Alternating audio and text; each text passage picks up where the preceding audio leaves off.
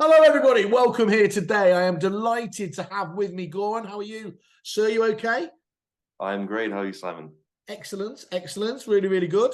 And you're here today to talk to us about Pivro, Goran, aren't you? Can you give us just a bit of, first of all, before we even get into that, let's just give us a bit of your background and how this all came about. Yeah, so I'm Goran Ikic. I'm the founder and director of Pivro. Pivro's been around for quite a while now. I think maybe about 4 years. We we're pretty much a property data intelligence company. So we do quite a lot of stuff around just property data and trying to infuse businesses with trying to infuse kind of the core business with actual smart property data. We do quite a lot of different things, but it ultimately started several years ago when we kind of identified that there's all this data scattered all over the place. Yeah. And it's really useful data, but it's really difficult to kind of take in and action on. And that's kind of how it all started. I come from a quite technical background, building products primarily for the public sector, for the NHS, all kind of to do with data aggregation. So this kind of really fit, was in my alley in terms of a business, and it just started to kind of grow from there, really. And that data aggregation point is really important. I mean, property by definition just has so many, so much data flowing around it. But to date, it has been that rather unexciting, almost technical definition of data, rather than being actionable information that really can, pull people in. And that's the challenge, isn't it? So that background you're talking about, that was how you saw it playing a big part in this industry, was it? Exactly. And I mean, we're getting to a point in the industry in the UK where things are getting mature. Yeah. We're getting data sources being released left and right by different public organizations, and it's becoming a lot easier to aggregate everything together and make it actionable.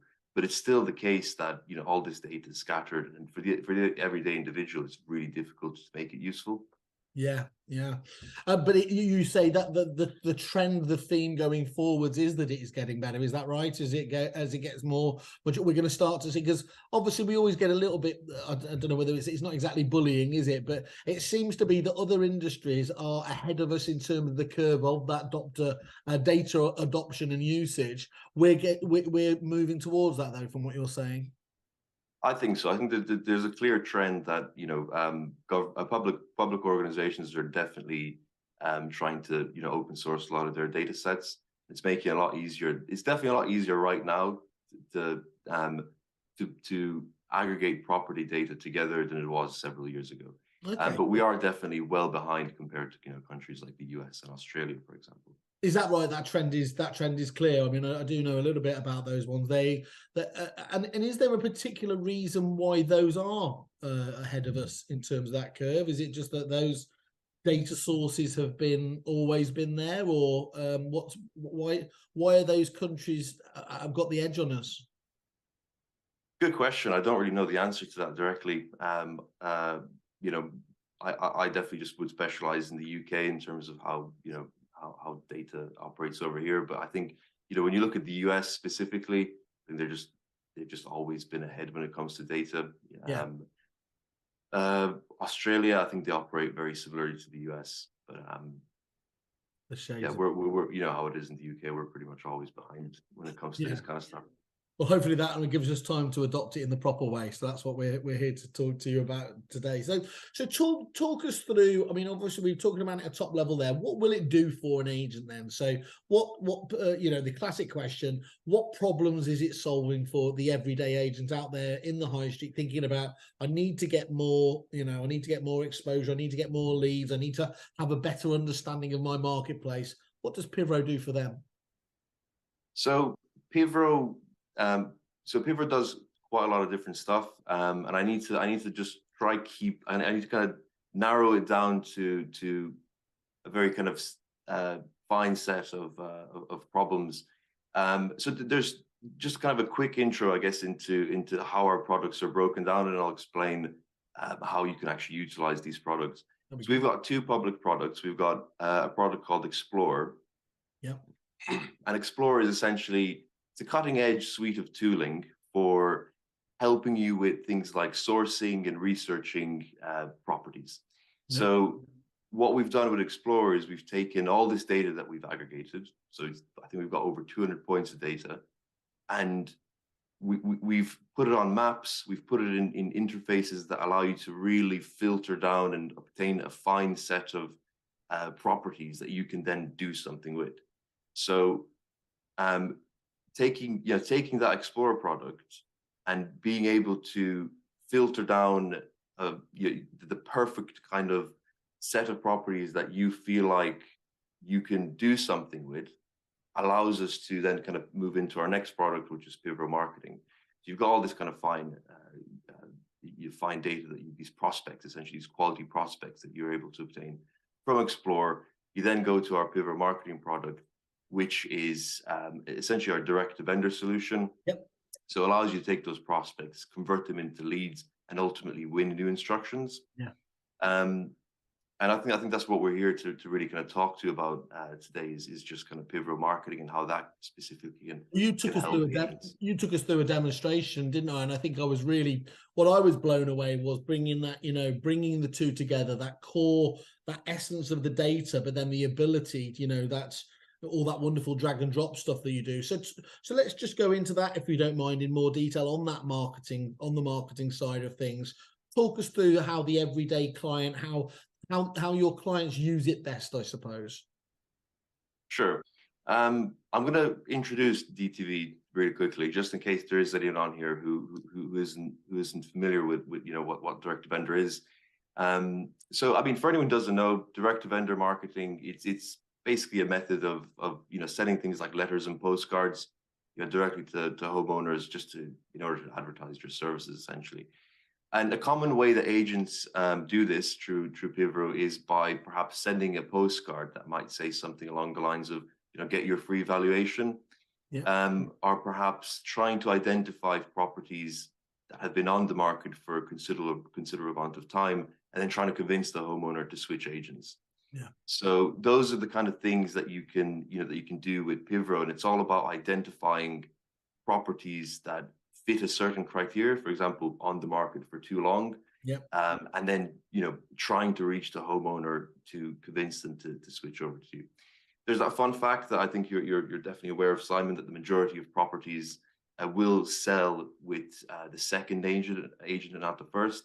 That's really what we've tried to do with Pivro, is try to design a product that will ultimately help help agents to capture these stalled instructions and help them reach homeowners that are likely to sell. We wanted to do it in an easy and intelligent way, and as well, not to kind of break the bank here. I think it's really important to recognize that automating this entire kind of workflow can get quite expensive with kind of what's out there today. So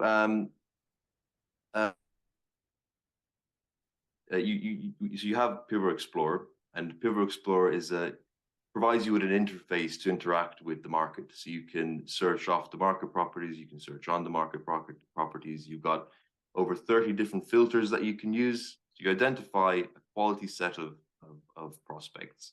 And from there, with the click of a button, you can then send marketing to these properties. Within 48 hours, we'll send out your letters. We'll send. We do the printing. We do the enveloping, like all the manual labor that you would have previously had to do. We take care of all that, and we've got some key innovations in this area that drastically improve the overall performance of direct to vendor campaigns, and in principle, a lot of these innovations that we've put in place, they're so simple. They're such simple concepts, but I feel like they just get overlooked really easily. Yeah. So I'll go through them real quick, just I guess as some talking points. But the key thing for us, and the reason why we've invested so much into Pivro Explorer, was because we believe that in order to have an effective marketing campaign, you have to have quality prospects. So if you're sending out marketing to homeowners, these homeowners have no interest in your services, but then you're just throwing money down the drain and you're Mhm. reducing your overall, return on investment. And it's Um, amazing. It's amazing how often, Gordon, we hear that from from agents who feel like, because obviously there are other products in the marketplace like that, but they feel like it really is untargeted, and if anything, they're just recreating what their competitors are doing. So how do you possibly stand out from the crowd? exactly, exactly, and that is exactly what we're trying to achieve as with Pivot Marketing and Explore. Um, so the sourcing interface that we build allows you to generate quality prospects in a matter of clicks. You could then use to essentially build these campaigns out of. Yeah. And that's the key thing, is building quality prospects first before you do any marketing. And then the second is around kind of branding and personalization. We've taken this we've made this an extremely important aspect of the marketing product. Um, the stronger your brand identity is, and the more personalized your marketing material, the more phone calls you're going to get. Yeah. As simple as that. And it's simple psychology. If you get a postcard that has really strong branding, looks clean, and it doesn't just have your name on there, but it's got key property information about the property that you're selling, and it also outlines some of your key points of frustration. I think that that homeowner is going to instantly just give you a call. You're standing out, you're doing something different. You're not just sending a boring, postcard like everyone else. And when you compare that to a boring postcard that might just say, hey homeowner, we've noticed you're on the market too long. We can help you sell. It's just not going to hit the same way, as a personalized. I think people just get almost they get night blindness to it, don't they? They come through the front door, look at that. If it hasn't had that time to be personalized and stand out from the crowd, the first place it's going, and that's probably why so many agents do think about that. It's just not working for them. That we in this element we are reaching a more mature phase that needs a slightly different approach, don't they, to tweak the conversion ratios? Definitely, definitely. And I think as of right now, it is quite difficult to achieve pure personalization. Well, You need to commit quite a lot of time to the point where it probably doesn't, it ends up just not being, worth it. yeah. Um, Another kind of, thing that we've been doing is just kind of around marketing lifecycle management. And there's quite a few different segments that are involved with this. But when you send out marketing, it's really important that you remarket. You need to make sure that you remarket at the right time. And there's many reasons why you need to do remarketing. Could literally be that the person that you're marketing out to is just about to leave the door. They see your postcard and they're interested, but they're in a rush, and they completely forget about it. Yeah, that's a quality prospect that you need to you Yeah. need to reach them again. And we've actually got a really good innovation here around kind of QR codes. So if you put a QR code on a postcard or letter, we can actually monitor who's open. So exactly which properties have scanned that QR code. Yeah, lovely. And this then allows our users to build high performing remarketing campaigns based on who's interacting with the postcards. Um, it's worked wonders just in terms of ROI and kind of overall campaign performance. Is that one of the biggest weaknesses you see that currently is to date? It's a sort of, it's a wham bam thank you ma'am kind of thing. You throw it out there, you kind of forget about it, and then everyone talks about nurture campaigns, but actually very few actually deliver on that. I think so. I think that it's definitely overlooked. Um, but I think you'll get a lot more responses from when you do remarketing compared to the first batch of letters that you send out. Mm. So So that's you need to really be that's on top of it. one of the first things to remember. Then is don't just like with advertising, don't just do one big campaign and expect it to resonate, because it does in this busy world we're in, when there are so many different sources of for us to pay attention to. It really does need time to build up and have that efficacy. Exactly. Okay, that makes sense. That makes perfect sense. Pivro clients who may have tried other solutions that haven't worked for them, this is coming directly from them, is it? There's this feedback in terms of how different it is using using the Pivro marketing product. Yeah, I mean, I think a lot of the feedback that we've received on the is primarily kind of revolve around how easy it is to generate those quality prospects. So in the past, what we've heard is that customers who've switched from competitor products, they've found the prospecting phase to be just too difficult in terms of actually obtaining that kind of fine grained level of properties that they're after.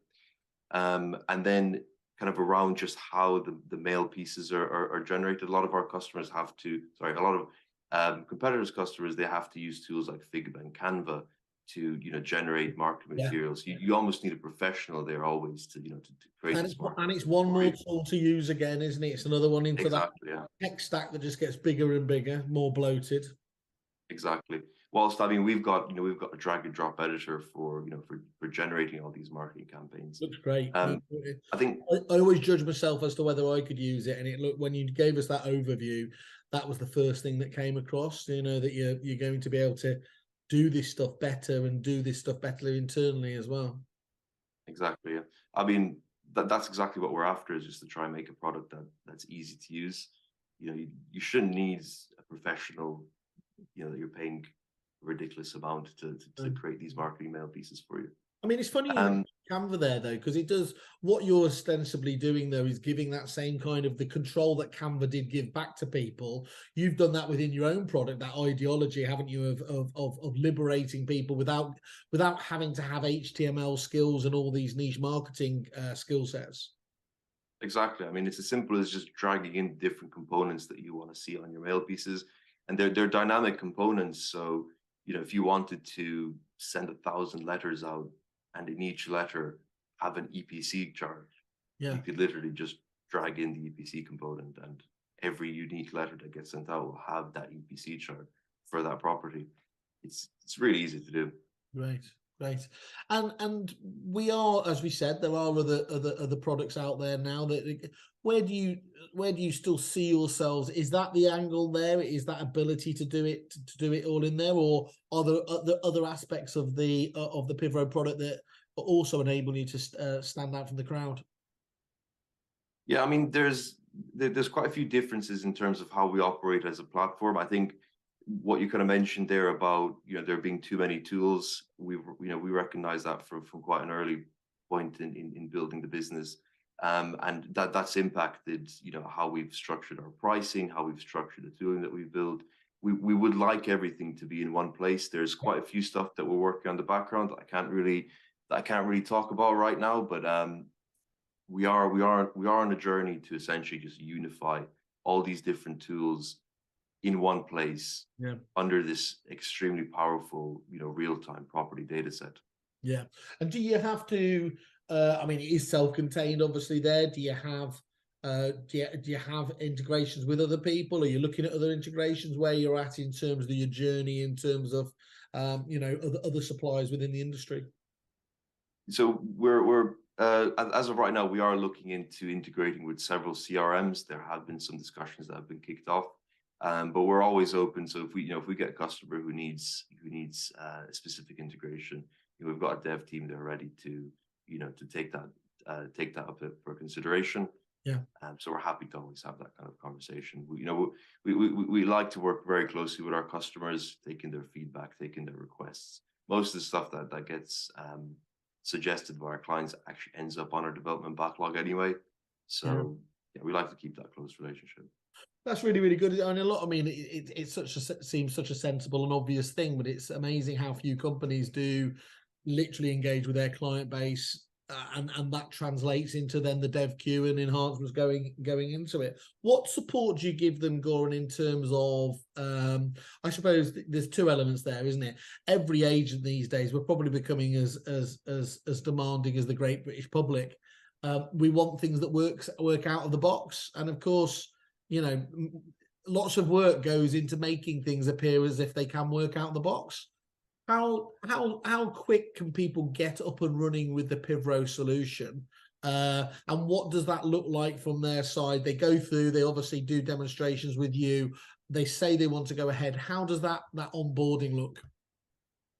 So the onboarding is so we like to tailor the onboarding to the type of business that's just joined Pivro. So if you're looking to use Explorer is quite easy to set up on. You just join the Pivro, you go onto the Pivro website, you start a free 14-day trial. Everything is self-explanatory. Yeah. When it comes to marketing, there is an aspect of getting set up the right way to ensure that you're successful. Yeah. And we heavily invest in a team to help you get through that initial phase. The most difficult thing about getting set up with marketing is actually just getting set up in terms of the marketing material that you need.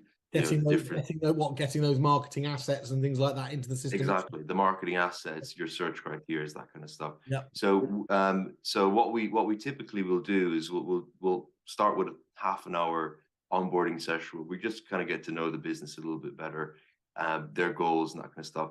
We can then take that away and come up with a essentially kind of a strategy that we believe that you'd be able to incorporate into your business. We'll then provide training on all the different aspects of the marketing product, how to create your mail pieces, how to effectively do the searches, how to effectively create the marketing campaigns, the remarketing aspect of things. We go through all of that. And typically this is about an hour and a half session.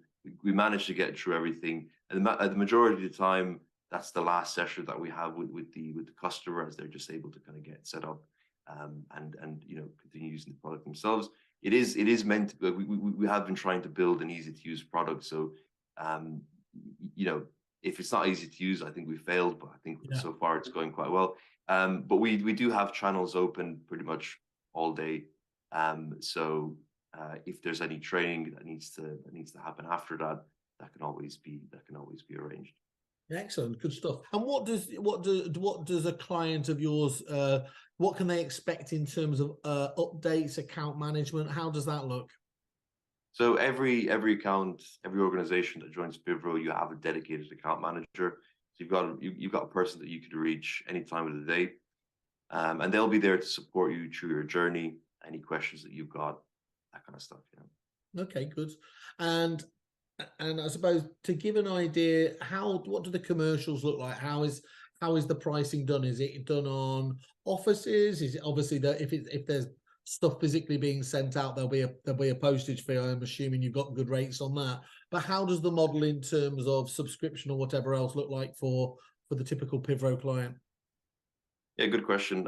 So pricing is quite a big one. I think it's definitely something that really sets us apart from our competition.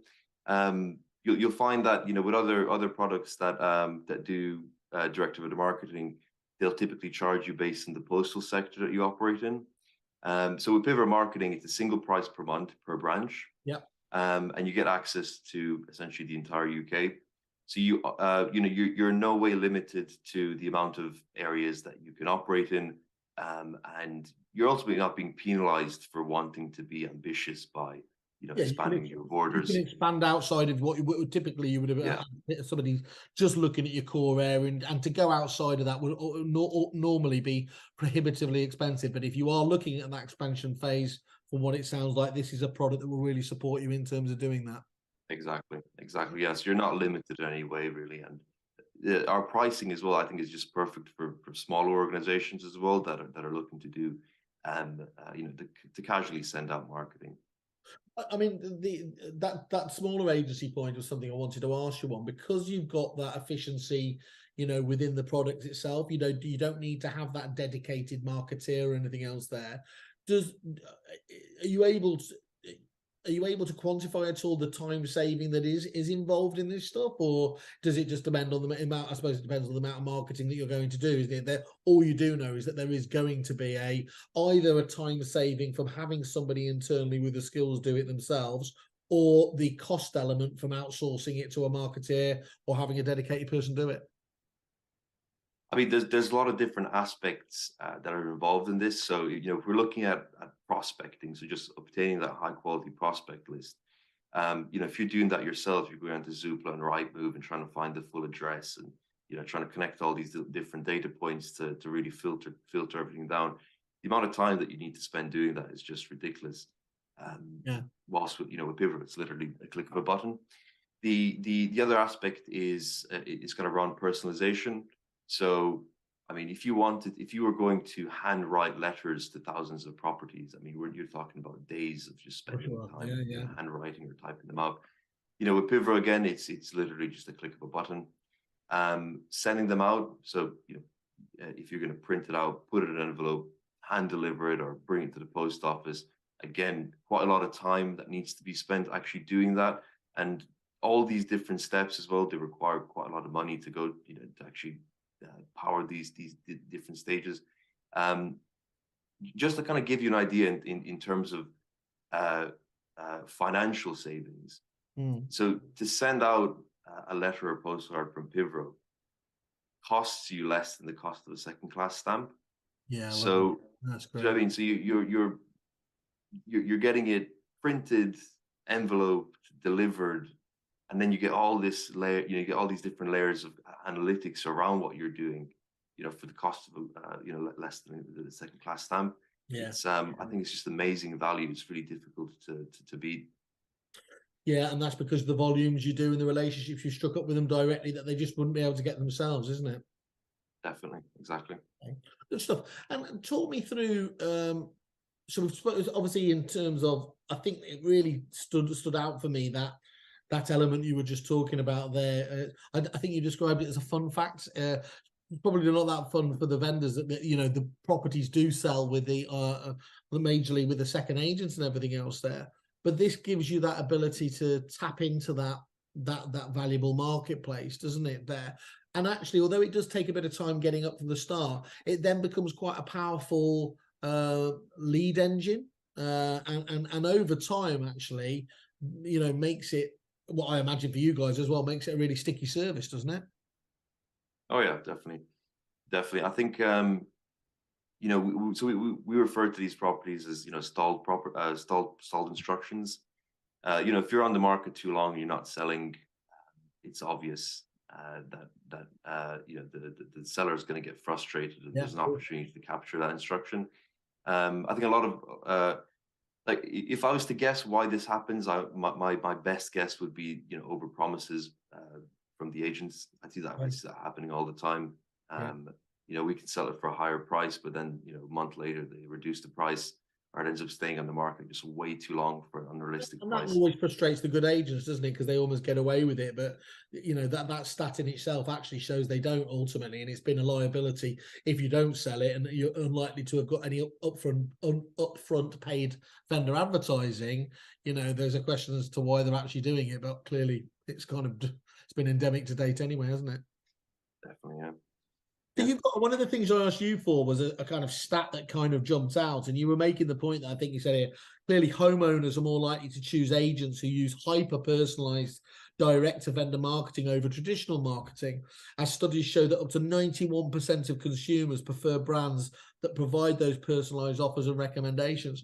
The key bit in that, I mean, first of all, that stands out. I think that's just such a powerful stat in itself. But it is that key, isn't it, about if you're going to go down that route of doing personalized, how much energy, time, money goes into doing it, and that's what has largely been seemingly missing out there at the moment. Yeah, I think the I kind of briefly touched on this earlier around, you know, how powerful a well-structured mail piece, you know, in terms of branding and personalization and content on there, how powerful that is, and how that hits the homeowner when they really, you know, when they receive it. And personalization, I think, applies to all industries. It's not just with direct-to-vendor marketing. If you can personalize it, you know, make it personalized to the recipient, they're just going to be, you know, it's going to hit them differently. They're going to. You get the dual whammy, don't you? The companies that do it well, even though actually, to be honest as well, a lot of us actually still realize it's, you know, it's being done technologically, but those ones that crack that, you can never fail to be impressed, can you? But it is critical how you get that, because anyone can do personalization, and it's just about, but personalization at scale, that's really difficult, isn't it? Exactly. That's the golden egg. That's it. It's like, I don't know if you've ever got those emails where you know, you have someone holding up your name. You know, those cold emails that are sent out to thousands of emails. You know, imagine if someone had to do that every single time. It's the same. It's the same with these. You know, same with postcards. You know, if you when you operate at scale, it just becomes extremely expensive and labor intensive if you're doing it manually. Cool. Well, let me summarize as far as I've seen so far. I'll come back to you at the end for a closing statement if we haven't touched on something here. But so, you know, you're providing smart property sourcing tools that help with those targeted marketing campaigns. Enables you to, as you spoke about, your unique sort of commercial proposition gives you an unlimited marketing reach at a single budget-friendly monthly rate. Ultra personalized, that key element there is ultra, isn't it? That you're able to do direct to vendor marketing with that, again, unique drag and drop design tool, which, as I said, famously passes the Simon Whale simplicity test, which is really, really important, and all delivered at the price, less than the price of a second class postage stamp. That's pretty wow. So again, all what this leads us to be able to do is uncover those really lucrative property instructions, streamline the whole process from sourcing through to research, and then ultimately through to the marketing as well, and all done by, say, you know, with that wonderful point that technology is meant to do, isn't it? Saving the time and resources here. And obviously what we're all hoping for at the end is that driving the growth from a marketing standpoint. What have we missed anything, or is that a pretty good summation of where you're up to with the Pivro product at the moment? No, that's a really good summary. I don't think I could have summarized that better. Cool. Well, really, really interesting. I'd love to catch up with you. I think, you know, let's have another catch up in a few weeks' time as well. I think, you know, there's so much here we've talking about, obviously, as an overview. We'll drill into a few more, you know, the key areas of the products over the coming months, and I'm fascinated to hear how we can do that. Thanks a million, Simon. No worries at all. Thanks, Laura. Thanks for your time today. Cheers. Cheers. Bye.